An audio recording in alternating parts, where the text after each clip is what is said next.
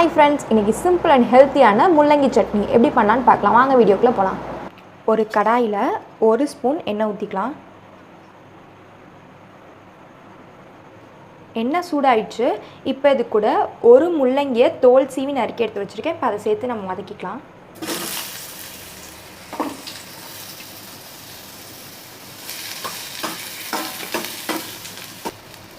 அதோட பச்சை வாசனை போகிறதுக்கு நம்ம ஒரு 5 minutes போல் வதக்கிக்கலாம்.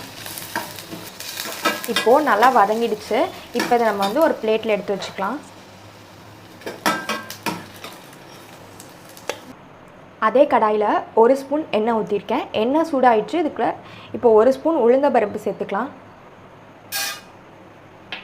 கூட 1 ஸ்பூன் கடலைப்பருப்பு சேர்த்துக்கலாம்.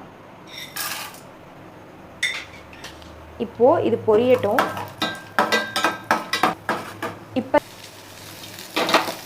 இப்போது நல்லா வதக்கி விட்டுக்கலாம். இப்போ இது கூட தேவையான அளவு உப்பு சேர்த்துக்கலாம். இப்போது இது கூட 5 வரமிளகா சேர்த்துக்கலாம். உங்கள் காரத்துக்கு தகுந்த மாதிரி சேர்த்துக்கோங்க. இது கூட ஒரு தக்காளி சேர்த்துக்கலாம். இப்போது இதையும் நல்லா சேர்த்து நம்ம வதக்கி விட்டுக்கலாம். வெங்காயம் தக்காளி நல்லா வதங்கிடுச்சு. இப்போ இது கூட கொஞ்சமாக கொத்தமல்லி சேர்த்துக்கலாம். இப்போ இது கூட நம்ம வதக்கி வச்சுருக்க முள்ளங்கியை சேர்த்து வதக்கி விட்டுக்கலாம்.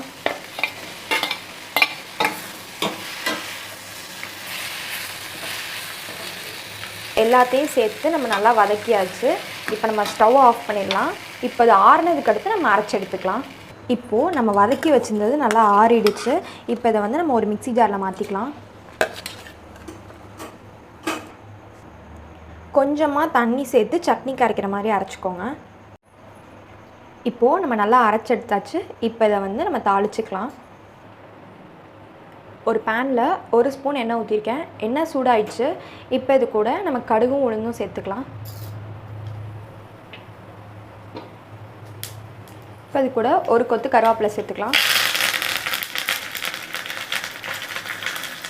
இப்போ இதை நம்ம அரைச்சி வச்சுருக்க சட்னியில் சேர்த்துக்கலாம்.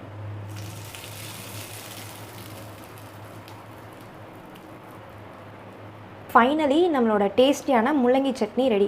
இது வந்து இட்லி தோசை எல்லாத்துக்குமே சூப்பராக இருக்கும். இந்த வீடியோ உங்களுக்கு பிடிச்சிருந்துச்சுன்னா லைக் பண்ணுங்கள், கமெண்ட் பண்ணுங்கள், ஷேர் பண்ணுங்கள். மறக்காம நம்ம சேனலை சப்ஸ்கிரைப் பண்ணுங்கள்.